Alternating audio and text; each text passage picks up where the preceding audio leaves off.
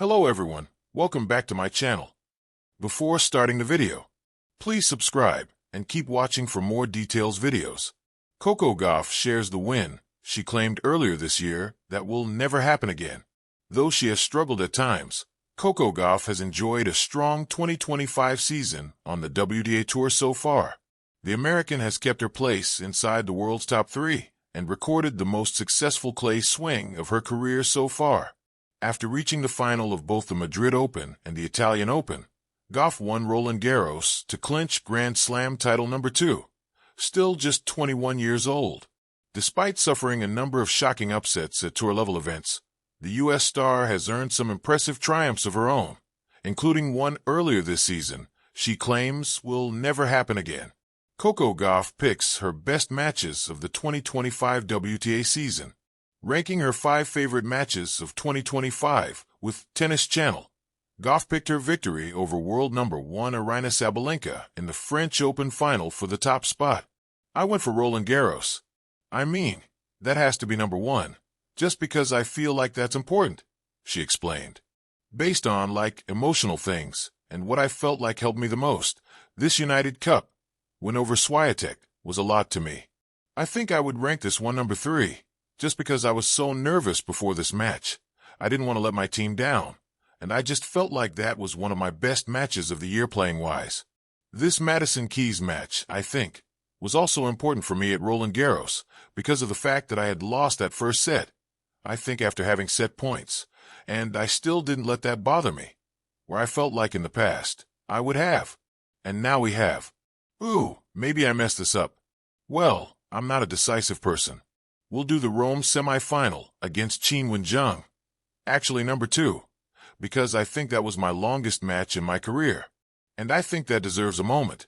After this, we'll go last, 5th, as me beating Sofia Kenin, because I don't think I've ever beaten anyone 0-0 before in my professional career. And I don't know. I feel like that's a cool thing. It will probably never happen to me again. Gauff delivered a double bagel against compatriot Sofia Kenin in the first round of the Miami Open in March. Coco Gauff's results at Grand Slam events this year. With the Grand Slam season officially over following the conclusion of the U.S. Open, Gauff will look back on her major campaigns in 2025 with mixed feelings. At the Australian Open, she reached the quarterfinals before falling to Paula Badosa in straight sets.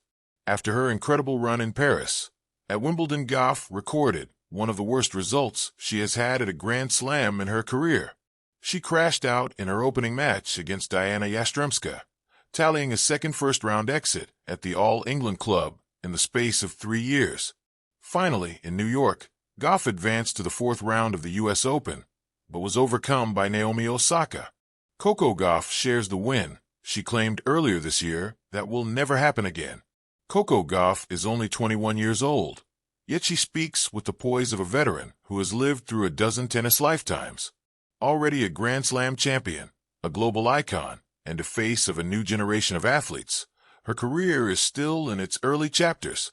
And yet, when she sat down recently to reflect on her whirlwind 2025 season, she revealed something startling.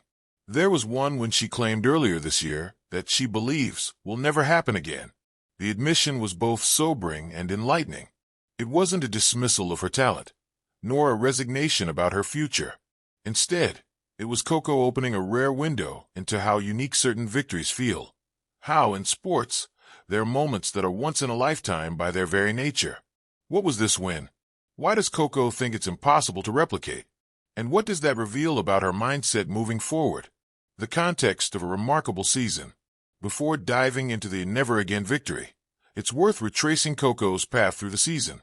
She entered 2025, carrying both the joy of her 2023 U.S. Open breakthrough and the burden of expectation that followed.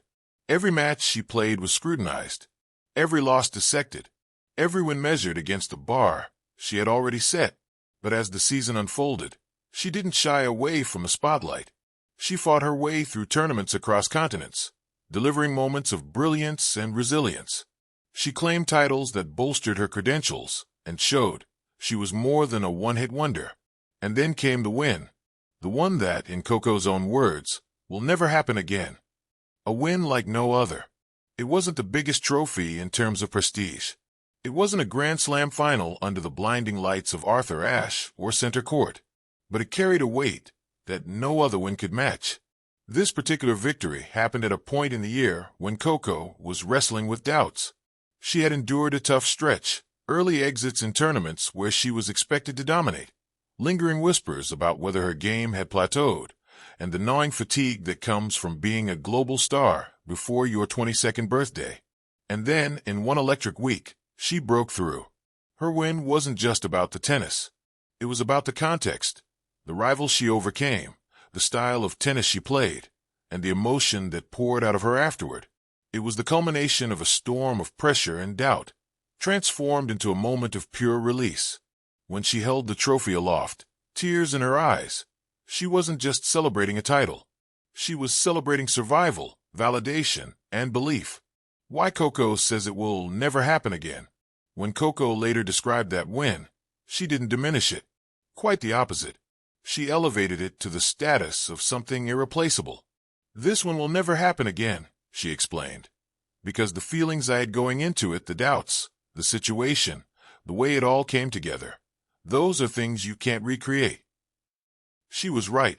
Every athlete has moments that belong to a very specific time and emotional state.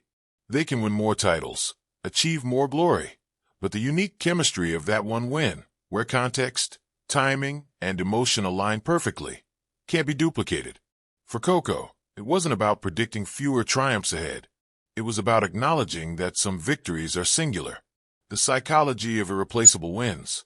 Sports history is full of examples, like Coco's reflection. Serena Williams often said her 1999 U.S. Open breakthrough was unlike anything else she achieved later, even though she went on to win 22 more majors. Naomi Osaka described her first Grand Slam title in 2018 as chaotic and surreal, in ways she knew would never repeat. Coco's candid acknowledgement places her in that lineage. It shows wisdom beyond her years, understanding that the athlete's journey isn't about replicating moments, but about creating new ones with different flavors. Her statement also humanizes her. Fans sometimes expect their heroes to treat every win as just another day at the office. But Coco's reflection reminds us that even champions see certain moments as once-in-a-lifetime magic. The anatomy of that match. To understand why this victory was so unique, it helps to revisit the match itself. Coco faced a rival who had beaten her in their previous encounters. Many pundits predicted another defeat, citing weaknesses in her serve and mental lapses under pressure. But on that day, Coco rewrote the narrative. She played with fearless aggression, mixing powerful ground strokes with clever variety. She chased down balls others would have given up on. The crowd, sensing her determination, grew louder with every point. The climax came in a final set tiebreak. Every rally felt like a tug-of-war for destiny. When Coco finally smashed the winning shot past her opponent, she dropped her racket, covered her face, and crumbled to the ground. That reaction, raw, unfiltered, overwhelmed, wasn't just about winning a match. It was about exorcising doubts. It was about proving something to herself. And that's why she says it will never happen again. Because the circumstances that gave birth to that explosion of relief and joy cannot be duplicated. The broader meaning. Coco's reflection on this singular win offers a window into how she sees her career. She doesn't measure success only by numbers, titles, ranking points, prize money. She measures it by experiences, by moments that shape her identity and fuel her growth. It's a reminder that athletes, even at the highest level, are not machines chasing records. They are humans collecting memories, each victory carrying its own story and its own meaning. For Coco, this never again win wasn't her biggest trophy, but it may well be her most important one emotionally. Fans' reaction. When Coco shared her perspective, fans responded with admiration. Social media lit up with messages like, "This is why we love Coco. She's not just a champion, she's real. Her honesty makes me feel connected to her journey. Every win doesn't need to be perfect. It just needs to be meaningful." It's incredible that she can already look back and reflect this way at 21. That's champion mentality.